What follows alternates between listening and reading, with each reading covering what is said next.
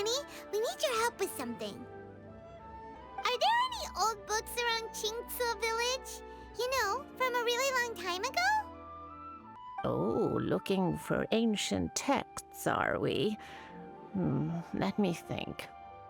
There is an old warehouse over there, property of the Feiyun Commerce Guild. Many books are stored inside, those that they have no room for at home. In fact, their youngest comes over this way to read sometimes. The Feiyun Commerce Guild's youngest? You must be talking about Xingqiu. Paimon didn't know they had a warehouse here. Let's go take a look.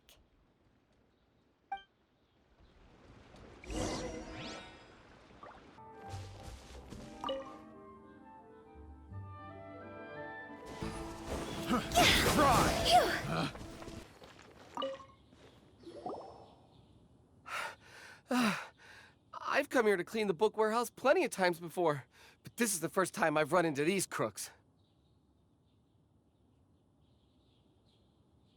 Are you all right? I am, thanks to all of you. Hey, wait a minute. You're the traveler, aren't you? And you're with... Lady Keqing. An honor. Truly an honor. We'll try not to take up too much of your time. I understand that this book warehouse is the property of the Feiyun Commerce Guild.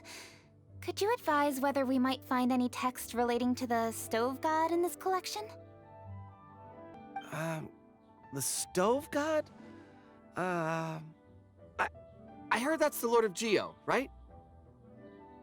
Huh? Really? Yeah, a friend of mine who conducts research mentioned it once before. We use stoves for cooking, and stoves are built from rock. Some people think that the stove is a gift from the Lord of Geo. And that's why they call him the stove god. Seems logical enough. But do you have any books on the topic? I'm sorry, I'd have to ask the young master about that. Oh, any questions? Please, ask away. Hey, it's Chongyun and Xingqiu. Hello, one and all. Hey guys, what are you doing here? I was bored with nothing to do, and thought I'd come out this way for a bit of reading. And then I thought, why not bring Chongyun along too? Yes, I'm just along for the ride, really. I see the Yuheng Keqing is with you. Whatever brings you here must surely be a matter of grave importance. Master Xingqiu, if I may be so bold, do you happen to know if there are any texts on the subject of the stove god among this collection? Since I personally selected which volumes to store here, I do have some recollection of their contents.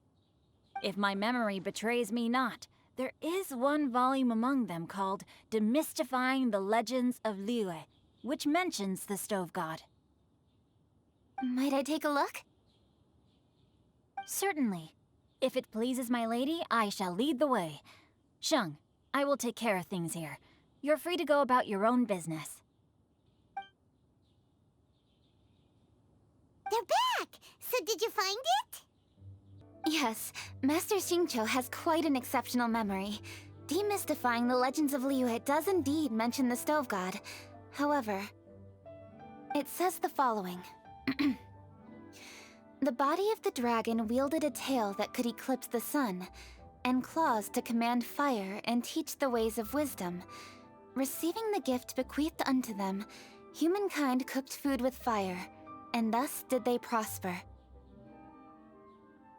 The body of a dragon? The stories about Rex Lapis say the same thing. That much is true, but this is the only passage in the whole book. If we want to find out more, we'll have to continue our investigation. There's nothing further to discover here. It seems we'll have to look at other options. I come from a long lineage of exorcists, and our family too has amassed a number of ancient texts. Now that you mention the stove god, I seem to recall reading somewhere that this god once appeared at the Guili Assembly. Of course, I can't say if it's true or not. Books are penned by people. All they can do is show what the author was thinking. Everyone's mind is different, so every book on a given topic will give a different account. I apologize that we could not help in a more substantial capacity. Your help thus far is quite ample. Liyue is a vast and rich land. All things that existed here in the past have left their trace. So long as we do not abandon our search, it is sure to bear fruit eventually. Thank you all.